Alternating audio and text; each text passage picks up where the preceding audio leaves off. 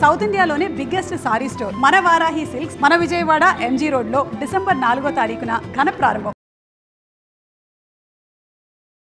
Hello నమస్తే, welcome to Suman TV. ప్రస్తుతం మనతో పాటు అడ్వకేట్ మాలతి గారు ఉన్నారు. వీరితో ఈరోజు కొన్ని విషయాల గురించి మనం చర్చిద్దాం. హాయ్ మాలతి. జనరలీ మీ దగ్గరికి ఎన్నో కేసెస్ వస్తూ ఉంటాయి. ఎక్కువగా మీ దగ్గరికి ఏ కేసెస్ వస్తాయి, మీరు ఏం డీల్ చేస్తుంటారు అండ్ వాట్ యూ సజెస్ట్ అన్న కేసెస్ వచ్చినప్పుడు? నాకు మోస్ట్లీ ఎక్కువ ల్యాండ్ మ్యాటర్స్ వస్తాయి, తర్వాత ఫ్యామిలీ మ్యాట్రిమోనియల్ డివోర్సెస్ ఎక్కువ వస్తాయి అనమాట. డివోర్స్లు ఎట్లా వస్తాయంటే అందరు వస్తారు, మెన్ వస్తారు, ఉమెన్ వస్తారు. అండ్ మీరు నమ్మరు, నా దగ్గరికి ఎక్కువ శాతము మెన్ క్లయింట్స్ ఎక్కువ. అంటే ఫేక్ 498 పెట్టడాలు, ఫేక్ కేసెస్ పెడుతూ ఉంటారు. విమెన్ అనవసరమైన ఏం లేకుండా డివోర్స్ ఫైల్ చేయడం, అట్లా ఎక్కువ మంది అగ్రీవ్డ్ ఎక్కువ శాతం మెన్నే ఉండరు, వాళ్ళే ఎక్కువ క్లయింట్స్ వస్తారు నా దగ్గర. ఈవెన్ ఫీమేల్ అంటే ఈవెన్ వైఫ్స్ కూడా వస్తూ ఉంటారు, వాళ్ళ హస్బెండ్స్ మీద డివోర్స్ చేయడానికి వాళ్ళు కూడా వస్తారు. అందులో ఏంటంటే ఒక 10 కేసెస్ వస్తే అట్లీస్ట్ ఒక 5-6 రియల్గా ఉన్నా కూడా 4 కేసెస్ మాత్రం టార్చరస్ ఉంటాయి. అంటే అందులో ఏముండదు, అసలు ఏమంటే ఏముండదు, నన్ను హరాస్మెంట్ చేస్తున్నారు అని వస్తారు. వచ్చి కూర్చుంటారండి, మామూలుగా ఇలానే కూర్చొని మాట్లాడుతూ ఉంటారు. ఓకే, ఏమైందమ్మా చెప్పమ్మా, ఇంకా వినాలి, ఫ్యామిలీ మ్యాటర్ కాబట్టి మొత్తం వినాల్సిందే. పూర్తి స్టోరీ వినకుండా నేను కేసు ఫైల్ చేయలేను. So I have to know everything day 1 నుంచి, నాట్ ఈవెన్ డే 1, పెళ్లి ముందు నుంచి ఈ డేట్ వరకు ఏమేమి ఉందో స్టోరీ మొత్తం ఓపిక వినాల్సిందే, నేను తప్పదు. బికాస్ ఆ స్టోరీ తెలిస్తేనే నేను ఏమైనా చేయగలుగుతాను. And then when I start asking them questions, they start a story. They'll say first నన్ను హరాస్మెంట్ ఉంది ఫుల్ అంటారు. ఓకే ఓకే అనుకుంటాను, సరే వింటూ ఉంటా 5 నిమిషాలు అయింది, 10 నిమిషాలు అయింది, హరాస్మెంట్ ఎప్పుడు వస్తుంది, ట్విస్ట్ ఎప్పుడు వస్తుంది, స్టోరీ మీద ట్విస్ట్ ఎప్పుడు వస్తుంది అని ఇట్లా వెయిట్ చేస్తుంటా ఈగర్లీ. స్టోరీ కంప్లీట్ అయ్యే వరకు కూడా ఎక్కడ నాకు హరాస్మెంట్ కనబడదు, క్రూయాలిటీ కనబడదు.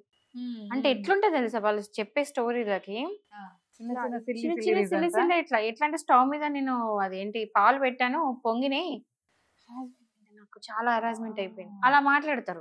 అంటే మా అత్త వచ్చి ఆ స్టవ్ బంద్ చేయలేదు, నేను చూసుకోలేదు, పాలు వంగినాయి, దానివల్ల నేను చాలా ఏమంటారు క్రియాలిటీ అయిపోయిన, మెంటల్ హరాస్మెంట్. చిన్నప్పటి నుంచి వాళ్ళ మదర్ ఏం అనలేదు, మరి వాళ్ళ ఫాదర్ ఏం అనలేదు మరి దానికి. అంటే మొత్తం స్టోరీ ఏంటంటే ఇక్కడ హరాస్మెంట్ ఎక్కడ ఉంది, వింటూ ఉంటా ఏం హరాస్మెంట్ ఉంటుంది, చిన్న రీజన్స్ ఏనండి.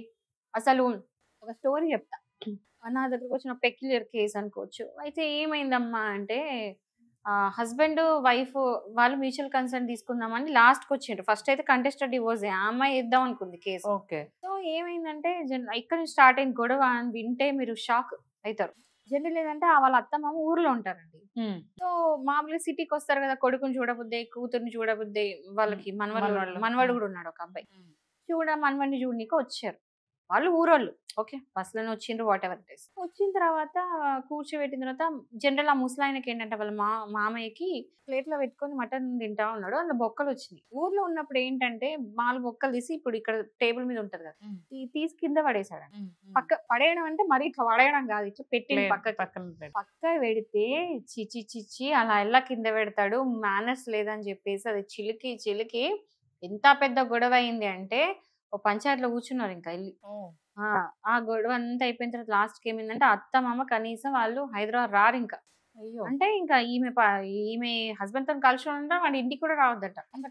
చూసుకోకపోవడం ఏంటి, వాళ్ళైనా కానీ పిల్లలు మనమల్ని అలాంటి కండిషన్ పెట్టింది ఆవిడ. ఆ తర్వాత పోనీ సరిగ్గా ఉన్నారా అంటే అదే మ్యాటర్ లో 1 సంవత్సరం పాటు గొడవలు. ఏది తీసినా మీ మమ్మీ ఇట్లా, మీ ఫాదర్ ఇట్లా అని ఊకే టాన్ చేస్తుంటే ఇంకా ఆయన విరక్తి వచ్చి ఇదంతా కాదమ్మా, ఇంకా డివోర్స్ తీసుకుందాము అని చెప్పేసి లాస్ట్ మ్యూచువల్ కన్సెంట్ తీసుకున్నారు. అంటే ఎట్లయిపోయిందంటే ఇంకా వీళ్ళకి హరాస్మెంట్ అంటే మీనింగ్ కూడా తెలియట్లేదు. అంటే అసలు actual original meaning of harassment మర్చిపోయింది అందరూ. నేను కూడా ఎత్తుక్కోవాలి, ఓకే హరాస్మెంట్ మీనింగ్ చేంజ్ చేసేసి వీళ్ళందరూ కలిసేసి అని చెప్పేసి. అంటే అంత ఘోరంగా తయారైంది ఒక్కొక్కరు. చిన్న రీజన్స్ కండి, బేసిక్ రీజన్స్ ఏముంటాయి తెలుసా, నేను సపరేట్ అవుదాం అనుకుంటున్నాను, నేను మా అత్త మామలతో ఉండను, నేను పెళ్లి చేసుకుంటే వాళ్ళతో ఎందుకు ఉండాలి, నాకు ఫ్రీడమ్ లేదు, నేను సాయంత్రం 6 o'clock బయటకు వెళ్తున్నా అంటే ఎటు వెళ్తున్నామని అడుగుతారు. నేను ఎందుకు చెప్పాలి వాళ్ళకి, అసలు బయటికి ఎందుకు చెప్పిపోవాలి, నేను మా అమ్మకి ఎప్పుడు చెప్పలేదు, ఈవిడికి ఎందుకు చెప్పాలి, అసలు ఇదేం టార్చర్, నాకు ఇదేం హరాస్మెంట్. కొంతమంది వచ్చేసి లైక్ డ్రెస్సింగ్ విషయంలో కూడా నేను ఇది వేసుకొనియరు, అది వేసుకొనియరు, వాళ్ళు ఉన్నారు కాబట్టి నాకు ఫ్రీడమ్ ఉండట్లేదు. బేసికల్ ఏంటంటే వీళ్ళకి ఏమంటే ఆడపిల్లలు ఎట్లా తయారైపోయింటే ఫ్రీడమ్ కావాలి. సో ఆ ఫ్రీడమ్ ఫ్రీడమ్ ఫ్రీడమ్ అంటూ మొత్తం ఫ్యామిలీ వాల్యూస్ అంతా పక్క పెడుతున్నారు. బేసికల్ ఏంటంటే అత్త మామ ఉంటే ఎంతగానో రెస్ట్రిక్షన్స్ ఉంటాయి, ఒప్పుకోవాల్సిందే, మనం చేయలేం. కానీ ఒకటి గుర్తుపెట్టుకోవాలి, ఏ ఆడపిల్ల అయితే ఇవన్నీ మాట్లాడుతుందో వాళ్ళ అమ్మ వాళ్ళ ఇంట్లో ఉన్నప్పుడు ఈ రిస్ట్రిక్షన్స్ ఉండేవి కాదా? ఉండేవే కదా. చిన్నప్పటి నుంచి అదే రిస్ట్రిక్షన్స్ లో అదే పెరిగింది. అమ్మ కొట్టలేదా, నాన్న తిట్టలేదా, ఎన్ని జరగలేదా, అవన్నీ భరించినప్పుడు నీకు అత్త ఒక మాట అంటే ఏమైతుందో, మామయ్య ఒక మాట అంటే ఏమైతుంది? లేదు, వీళ్ళు శత్రువులు అయిపోతారు, వాళ్ళు మాత్రం నీకు ఫేవరెట్ పీపుల్ అయిపోతారు, నీ మమ్మీ డాడీ మాత్రం. మళ్ళీ ఇంకా దరిద్రం ఏంటంటే, ఈ దరిద్రం ఇంకో పెద్ద దరిద్రం ఏంటంటే, హస్బెండ్ అయితే వీళ్ళ అమ్మ నాన్నని ఇట్లా ఊరు నుంచి రాగానే ఇట్లా నెత్తి చూసుకోవాలి. చూసుకోకపోతే చూడు మా మమ్మీ డాడీ నువ్వు చూసుకోవట్లేదు అని పోయిన తర్వాత మొత్తం గొడవలు. వీళ్ళ మదర్ ఫాదర్ కి వేరే రూల్, వీళ్ళ ఫాదర్ అండ్ మదర్ కి వేరే రూల్. అంటే లిటరల్ మెన్ని మెంటల్లీ వీళ్ళు ఉల్టా హెరాస్ చేసుకుంటే వీళ్ళు హెరాస్మెంట్ అవుతుందని చెప్పేసి వచ్చి మేడం సలహా ఏంటి, డివోర్స్ తీసుకోవాలనుకుంటున్నా. నేను ఆలోచిస్తూ ఉంటా, నా లోపల థాట్ ప్రాసెస్ వస్తూ ఉంటది, ఇన్నర్ ఫీలింగ్స్ వస్తూ ఉంటాయి. అక్క ఇది హెరాస్మెంట్ అక్క, వాట్ ఈస్ దిస్ అక్క, నేను ఏం చెప్పాలి నీకు అంటే మైండ్ అసలు నిజంగా హెరాస్ అయ్యే వాళ్ళు రారు కదా, అసలు నిజంగా హెరాస్మెంట్ అయిన వాళ్ళు టాలరేట్ పీక పడతారండి, ఇయర్స్ తరబడి ఓపిక పట్టి. ఇంకా ఒక బ్రేకింగ్ పాయింట్ వచ్చిన తర్వాత వస్తారు. చాలా రేర్. కొంతమంది అయితే అలాగే అడ్జస్ట్ అవుతూ ఉండిపోతారు, ఇంకా పిల్లలు పెద్ద అవుతారు కదా ఏదోట్లే అని చెప్పేసి.